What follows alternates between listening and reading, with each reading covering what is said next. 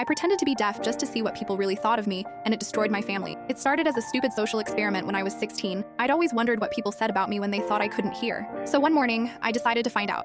I walked into the kitchen and pretended not to hear Mom calling my name. When she touched my shoulder, I acted startled and pointed to my ears, shaking my head. The look of horror on her face almost made me confess immediately. "Can you hear me at all?" she asked, speaking slowly. I shook my head and watched her eyes fill with tears. Within hours, she'd called Dad home from work and scheduled an emergency doctor's appointment. I felt sick but couldn't back down now. Not when they were being so kind and gentle with me. The doctor found nothing wrong, obviously. Mom insisted on a specialist, then another. I sat through weeks of tests, watching my parents drain their savings account for appointments I didn't need. But here's the thing. I was learning stuff I never wanted to know. Like how Dad told Mom he was relieved I'd never hear him fighting with his brother about money again. How Mom confessed to her sister that she'd always worried I was too sensitive and maybe this would make me stronger. The worst was overhearing my grandmother tell Mom, "At least now she has an excuse for being so antisocial." 3 months in, my younger brother started learning sign language. He'd practice for hours, determined to communicate with me. Watching him struggle through alphabet flashcards while I sat there perfectly able to hear every word made me feel like garbage. The breaking point came during Christmas dinner. Extended family was visiting, and they were all speaking louder and slower around me like I was simple.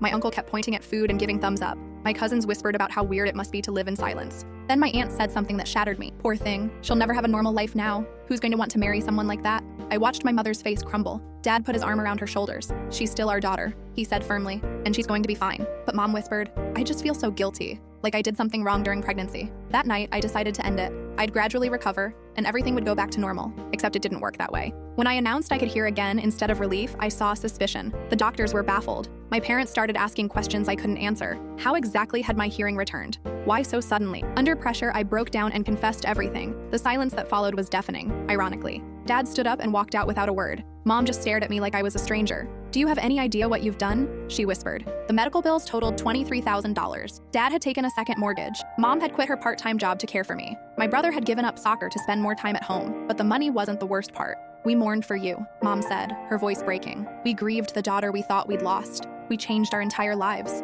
and you sat there watching us suffer." Dad didn't speak to me for 2 months. When he finally did, he said, "I don't know who you are anymore." My brother was the cruelest. He ripped up all his sign language books and threw them at my feet. "I did this for you," he said, tears streaming down his face. "I wanted to help you so badly." The trust never came back. Every time I got sick or complained about anything, I could see the doubt in their eyes. Was I lying again? What else had I made up? I'm 24 now, living across the country. We talk maybe twice a year, and it's always strained. They forgave me eventually, but they never forgot. Sometimes I wonder what would have happened if I just asked them what they thought of me directly. But I was too much of a coward for honesty. Instead, I chose deception and discovered that some experiments cost more than you're willing to pay.